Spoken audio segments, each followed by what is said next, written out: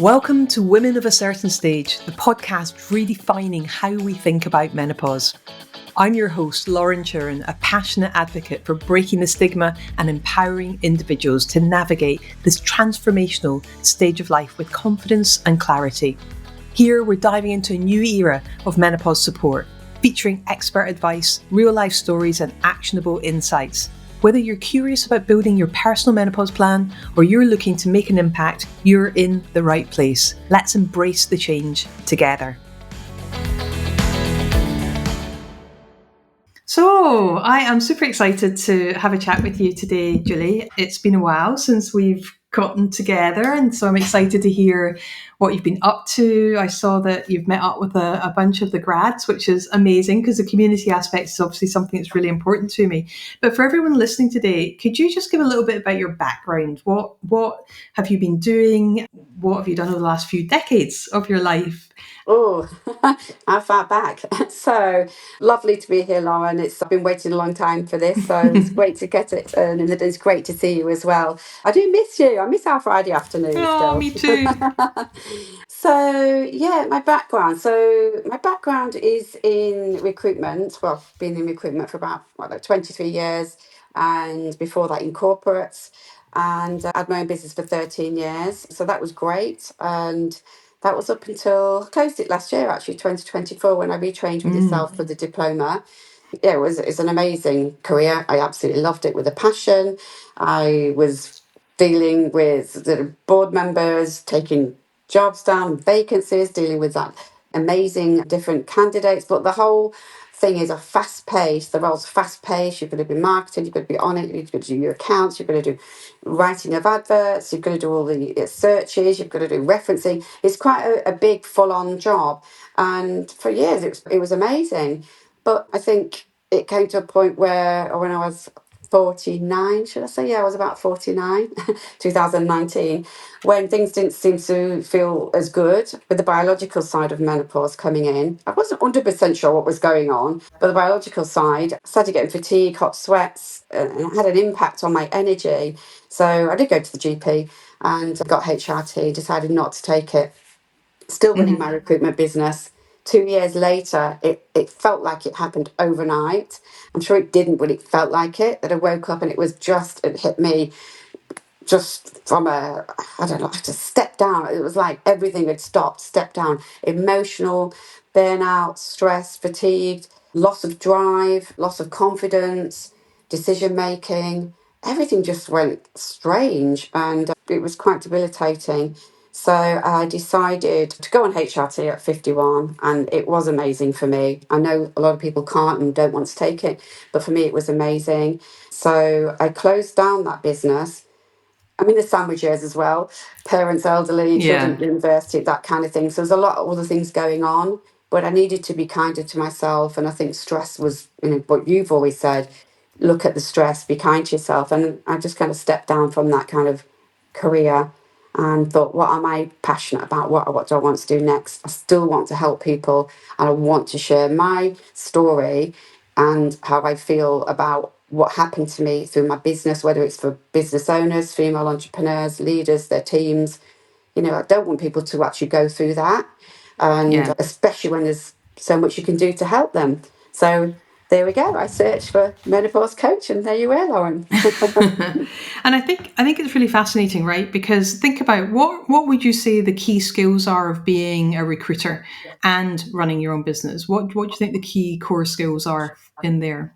Will definitely be able to multitask and be tenacious and be extremely professional. It's very service driven, I think, recruitment. So you have to do what you say you're going to do. If things go wrong, you have to face up to it. So there's that sort of stress. But there's also, you're pulled in different directions because clients are asking you to fill vacancies and you may not have that right person. You're the one that's got to go through the 100 people. You're the one that's got to shortlist. You're the one that's got to video interview. You're the one that's got to reference. So I used to work in a very service-driven way in that I would put 4 people in front of a client and they would have difficulty choosing. That was my mantra. So Then you've obviously got to do your own marketing, your own billing, chasing for accounts. That was the easy part because I was always upfront about that. If I do this, you need to pay me within 14 days. And I was on the phone in 14 days. You haven't paid me, but because of that close relationship, I would always get Yeah. paid, which was nice. So yeah, I think a really multitude of skills really, and being able to deal at a high level as well, and Yeah. have that credibility and experience. And I think if we think back to our very original conversation, I Hmm. think that what struck me was that you've got all the attributes and all the skills you need to run any business, because you've Hmm. done every single aspect of the business, and you know that it takes commitment. You know it takes, rinse and repeat every day, same actions every day, making sure you're reaching out to new people, following up with people, and being able to do that and having the tenacity, as you said, to do that is so important. And now you've got the opportunity to recreate a business and design it around yourself and work in a way with the type of people you want to work with going forward, which I'm so excited for you going forward. But the other question I had for you as well is, recruitment's a tough gig. I have seen so many changes over the last 10, 12, 14 years since I left my corporate job. And I'm seeing AI being used a lot more in recruitment. How did you find AI was impacting you when you were working in recruitment? Those last couple of years, I have to say, I felt that clients were going down the AI route because they thought it saved them money. So if somebody has a particular keyword in the CV, they will get picked up out of 100, and they 10 that had those keywords will get through. Oh my God, that's just so wrong. And for me, I just felt like I didn't want to actually compete with that. There is a place for AI, don't get me wrong, but for me, anyone can put anything on a CV. It's about the consultancy side. So yes, I think it did affect the way that I worked, but I was fortunate enough to look after the clients. As I said, I'm quite service driven, so the clients would want that particular service. But I do think that was another thing I was thinking about. And I ended up doing a lot of IT recruitment at the end, which wasn't really my bag, to be honest. Developers and things, and which I didn't fully understand. But the Yeah. clients would say, we don't care. We want your service. We're going to tell you everything you need to know about this web development software. And I was like, well, I'm not really sure I want to know. But I Yeah. did it. And they're good payers, Yeah. so. Yeah. And I think, it's interesting because I come from a transformation background. So everything to do with people, systems and processes globally. And we would offshore a lot of our work from India. I had teams in America, in India, and the UK. We would be handing off. So we'd get 3 days out of every one. So we'd have we'd be chasing the sun, if you like. So we get three full days out of every day. And again, the pace at which, even going back to the noughties and the sort of early 2010, 2012, before I left, things were moving at such a fast pace. The digital aspects of transformation was just going 100 miles an hour. And I know when I went to Oracle conferences, it was always fascinating seeing what was coming and what was coming. And we're actually now seeing 2025, 2026, we're seeing a lot of what we were talking back 15, Yes. 20 years ago. So yeah, it's really interesting. But I love for you that you've got so many skills already to just make that commitment to set up a new business and run with it. So when you were kind of coming out of the recruitment, not going down the HRT route, going down the HRT route, deciding to retrain as a menopause coach, why did you choose the Women of a Certain Stage diploma? I knew that's what I wanted to do because I was so passionate about it once I'd got that clear mind again and that drive back.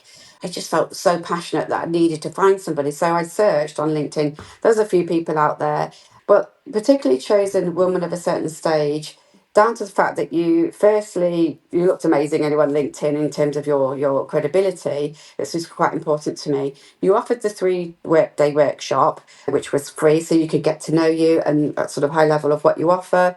But I think what really did it to me, and you might remember this, Lauren, when we had a call, Yeah. I really need to gel with that person and feel that they're my kind of person and that they're a human being and they're authentic and knowledgeable, which obviously you're aware, but I needed to feel it. I'm one of those people. And I remember asking you, why should I go with you rather than somebody else?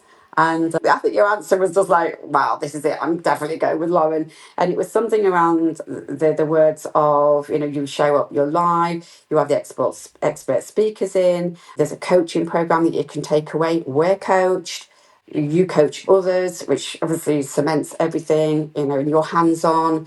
I know I absolutely didn't want to do something self-taught where you just sit and learn yourself. And that's great for some people, but it absolutely wasn't me. The fact that there was a cohort of people you could learn with as well, you're accountable, you have assessments, you have the reflection side, I think, which really cements your learning. So I think it was all of the things that you said made me think, wow, that's exactly what I'm looking for. Someone that's a human being that's going to be there every step of the way. So And that was and why I isn't chose that. and isn't that interesting, right? In a world where AI is becoming really prevalent in every single thing that we do, actually, that community aspect is why people often will come and choose the Women of Certain Stage diploma, Yes. because you can train anywhere in any way, shape, or form, depending on your learning style. But it's the community aspect that Hmm. bonds us. It's the community aspect when we're going through menopause that we want to interact with another human being, because it's a time, like you said yourself, it's a sandwich generation. You've getting pulled from elderly relatives or from children. You've got, trying to manage your own life as well and keep yourself healthy and well while you're going through a Hmm. massive transition. But it can become very lonely or very Hmm. isolating. And Yes. I love the fact that, the people that come in the program, typically it's the community aspect as well that Hmm. is not just during the program, but I think way beyond that as well. And you've proven that in your cohort, because you've kept everybody together and you've Hmm. made sure you've got a great WhatsApp group, and I Hmm. believe you all met up recently as well. Yes, a couple of us met up on Saturday at Pauselive, which was in London, which was amazing. It was quite hard actually because there was lots of workshops and things going on, but we managed to sit in one of the talks about the work. We all went to the workplace, menopause in the workplace talk. We all sat next to each other, so Yeah, we didn't speak for very long, but it was amazing. But we're going to meet up yeah, again anyway. But fantastic. like you said, the cohort, being able to laugh and cry together and not feel, like embarrassed or shameful, because sometimes you do feel, oh my god, I can't cope with this particular part, but there's always someone there to have your back, so the support is amazing as well. Safe Yeah. space, very safe space. Yeah, and out of the experts, which ones stood out for you, or which ones did you feel you Oh my got the most goodness, benefit from? I love them all. I say that I'm just like soaking it up. It was every session was amazing. It really was. It was just what I needed. It was just that sort of lots of knowledge going in. I mean, Sean stands out for me. I love them all, but Sean, because my recruitment business, and I was more of a mentor for my interview coaching. I used to tell people kind of what to do. They'd go away and then we'd come back and do it. So swapping to be a coach, where you obviously listen a lot more, etc. That was great for me personally because I hadn't come from a coaching background. Obviously, love Dr. Vikram and his knowledge. Oh, it was just amazing to see a man on there as well, and all Yeah, his sort of the medical side. And Joanne Lockwood was also someone that really stood yeah, out for me. The fact that I didn't really think too much about the inclusion and diversity side of it. Wow. Made me think about how I'm going to word things as well. yeah. And I think the one thing which was kind of like, wow, was the sexologist, and I forget her name, but Marie. oh, that was amazing. The Yeah, taboo subject that nobody really wants to talk about, and how you can help people. What an education that was. yeah. So there's a few. Yeah, I think people are always surprised at the diversity of the speakers that I bring in as well. But Yes. I genuinely believe it takes a village. I genuinely believe that menopause is not something you can do just on your own or just with your doctor. I think that there's such an incredible opportunity when we go through menopause to reimagine every single aspect of our life and to really create, like I always say, we're only halfway through our adult life when we get to menopause typically. And what an amazing opportunity when you're going through a coaching program or a training program to become a coach to start thinking about all areas of your life. I don't know about you, but I definitely feel like I went through, I grew up, I went through school. I was fortunate enough to go to university and then start working. Well, I started working at 14 to put myself through university, but, to work and do further education and carry on working. And I don't think I ever really knew what I wanted to do when I grew up. And then obviously everything fell apart when I went through menopause, and all of a sudden I discovered what I wanted to do, which is this. But everything I've done up until that point definitely helped me understand that, from my background with the transformation in the corporate space, the personal training, the sports therapy, the psychology, all the other things that I've done, it felt like it had all come along so that I could do what I'm doing now. It's all meant to be. And really, if anyone had told me, 10, 12 years ago that I would stand on stage in Sydney Opera House or at Red Bull Racing or Disney or Universal Studios and talk about menopause and say the word vagina out loud or vaginal dryness, I think I would have run a mile. Yeah. But now it's kind of like, give me an opportunity to get out there. And I love just watching my grads going off and doing these things as well. Now, I know you've been doing some amazing work with some of your local leisure centres. Do you want to tell me a little bit more about that? Yeah, so they're calling them menopause support groups on a monthly basis at the gyms. There's a regional one, so we're sort of spreading around the region at the moment. So just getting around 18 to 20 people, 20 people is the max for that room. And just getting people together to educate them, do a little bit of a talk on what it is, what is happening, and sort of pick a theme and talk about that particular theme for that session, and then open it out to the room so that we can all share ideas. And it's been amazing. And people have come up to him and said, "You've really changed my life, and you've given me the confidence to go back to my GP and demand this and demand that." Please don't, they'll come and get me, come to the gym and look for me. But people are scared to talk to the GP. So just being able to guide them. There was a lady I remember called Jane who had a history of cancer in her family. And the doctors just kept saying, no, absolutely nothing, antidepressants. She was so nervous. A friend brought her, and I think it took the third session that she came to, and she went, I managed to get HRT. And then a few weeks later, she went, oh my God, it's life changing. I can never, thank you enough. And just those things they're just so rewarding. One of another lady, Julia, she had massive sleep issues as well. So we talked about lots of things around sleep and routines, which obviously I learned from the program of the diploma I did with yourself. She's feeling fantastic now. There's lots of things, some lady felt she was on her own. She didn't commute with her husband. It's about carving out that time. So, but lots of people share stories with each other. So it was good. What did come out was that we don't have as many amazing sort of menopause specialist doctors around this area. So that turned into a little bit of a witch hunt around the GP. To the point where I actually got a British medical specialist GP to come in and talk to them, and everyone was blown away. So that was really Yeah. nice. And, the great thing is that, it's not our GP's fault that they're not specifically trained in menopause, right? Because there's such bodies of knowledge and they're so capable and able to, and they're general practitioners. They're Yes. our old family doctors, right? So I think that one of the things I love hearing about is when you do things that you've done, you've gotten people together to talk, you've brought in a BMS accredited menopause doctor to speak or nurse to speak to them, and then we empower our clients to be able to keep our symptoms list, to be able to go in and refer to the NICE guidelines, to tell their doctors what it is that they want to talk about, and to keep them focused on the menopause way, in terms of the conversation. And then if it takes another appointment to go back and both of them, both the GP and the patient, our client, their patient, to go and do some reading and then come back and make a decision how to move forward, it's a win-win because we're helping the GPs help us. And I think that's just such a powerful thing for us to be able to do until we can get that knowledge out there more broadly. So, yeah, I'm really excited that you're doing that as well. So, thinking about where you're at now, I know you've been super busy, you've been traveling, you've had so many different things going on. Thinking about the year ahead, what are Mm. the kind of key types of work that you're wanting to do? What do you see as your future in the menopause space? It's a tricky one because I have lots of ideas all floating around my head that I have to keep writing down on pieces of paper and putting away, and then sort of bringing one as I think about one thing at once, because it can become a bit overwhelming. That's how my brain is creative in that way. But I don't want to just get away from the one-to-one coaching for members of the public. That's fine, and I will do that at some as I continue.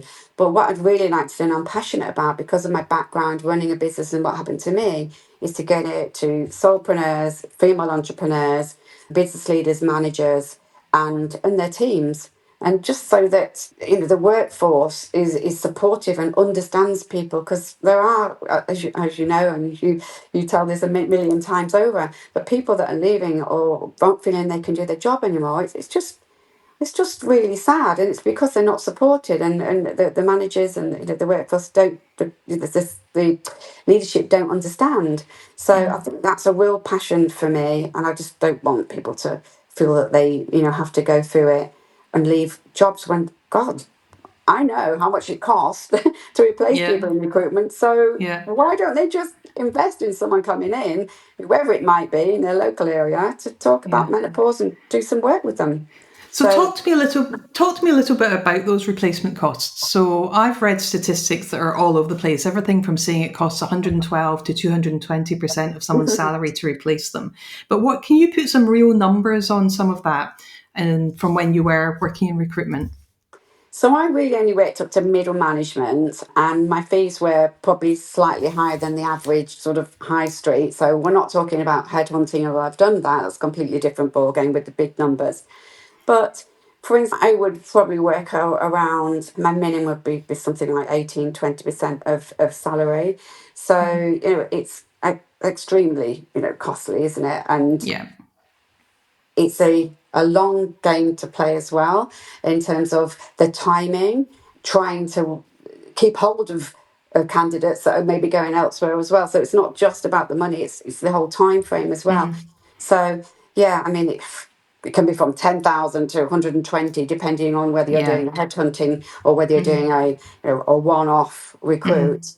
And of course, you've got the skills loss, the knowledge loss, the experience Mm, loss that's walking out the door that's very often not documented because people are so busy doing the job that they haven't done the standard operating procedures, the SOPs that underpin the work that they're doing, or they're creating it as they're going, especially as, in the technology space where we are moving ahead at such a fast pace that often, we haven't got the procedures there. So if someone is headhunted and attracted off to going somewhere else, then that's a huge knowledge drain as well. So we mhm, definitely know in STEM subjects that women will train to go into STEM area. They will be there for the first few years, and then they'll either end up in marketing, HR, or the traditional roles that women traditionally ended up in, or they'll leave because we're not seeing people in STEM through engineering, construction, tech staying for as long as their male counterparts are. So mhm, if they do stay, they're incredibly valuable, and we definitely don't want to see them leaving when they hit mhm. pregnancy or they hit, perimenopause or anything else to do with their hormones. So I'm really excited that you're going to be working with, solopreneurs, entrepreneurs, business leaders, managers, because it's so needed. And I see that every single time I go into an organization. So I'm excited about what you've got to do coming forward. Absolutely. Julie, tell me a little bit more about you. What have I not asked you that you'd like to share? I think what's really important that I haven't shared, and it's about the actual menopause diploma itself, is around some of the modules that have personally helped me. So I, I thought I wanted to be a coach anyway, but I thought, even if it's not really what I want to do at the end, this is going to help me personally.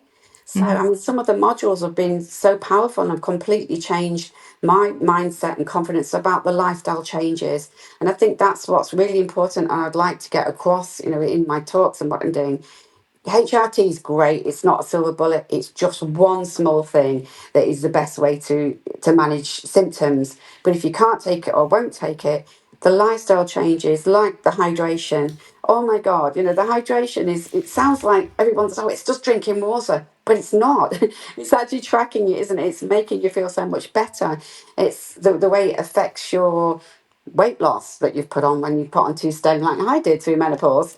Your concentration, your gut health, the functionality of just you working. So from that part of it, that in itself is such a mindset shift, and it gives you confidence because you're feeling better, you're sleeping Yeah, better. So it's just yeah, like, and that's why I know you do the modules in a certain sequence. And I think that's why it's so great to have that first, because yeah, along with the yeah, mindset things you do, the hydration is always great. Let's set you up for, going forward. yeah. So that, and also understanding about, from the nutrition side, the hunger scale, the full scale and things like that, that makes me really think about not getting to that point where you're starving and you go for some sugary. Some sugary. I'm absolutely anal. If I'm out, I take something with me now, so that doesn't happen. And I've shared this with some of my coachees, and it's been really tough because some of them don't eat until 12 o'clock, etc., and then wonder why they feel the way they do. But that was quite life changing for me. But the biggest thing as well, I do talk to my husband anyway, but it actually emphasised the fact I need to talk more, is the receive and help and support module. I think that was number 7, isn't it? That's the one that I was in floods of tears about, because I thought I was really good at asking for help and receiving help, but I'm actually not.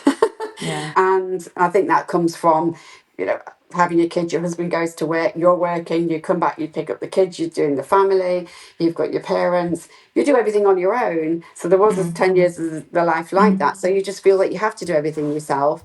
But it's really important to have that support. If it's not a partner, husband, etc., then it's a very good friend, someone that you can talk with. So I think I wanted to get that across, really, and how much you've helped me in the last year of going through this, which is why I feel so, and I've said this 5 times probably, so passionate about getting out there and talking to other people about it. Amazing. I am so grateful for you making time to talk today. I can't wait to get this out there and for people to listen to it and give their feedback on it. And Julie, I'm looking forward to hearing what you're going to do next, and maybe catching up with you in a few months and re-recording to hear where your journey's taken you. Thank you so much for your time today. Thank you. Thanks, Lauren. Thank you for joining me on Women of a Certain Stage. I hope today's episode inspired you to think differently about menopause and the incredible opportunities this stage of life brings. If you enjoyed this episode, please share it with 3 friends who need to hear this message. Don't forget to like, subscribe, and leave a review. It helps us reach even more people. You can connect with me on LinkedIn at Lauren Chiren, or visit our website at womenofacertainstage.com to learn more about menopause coaching, inspiring events, and corporate training. Until next time, let's continue making a difference, one conversation at a time.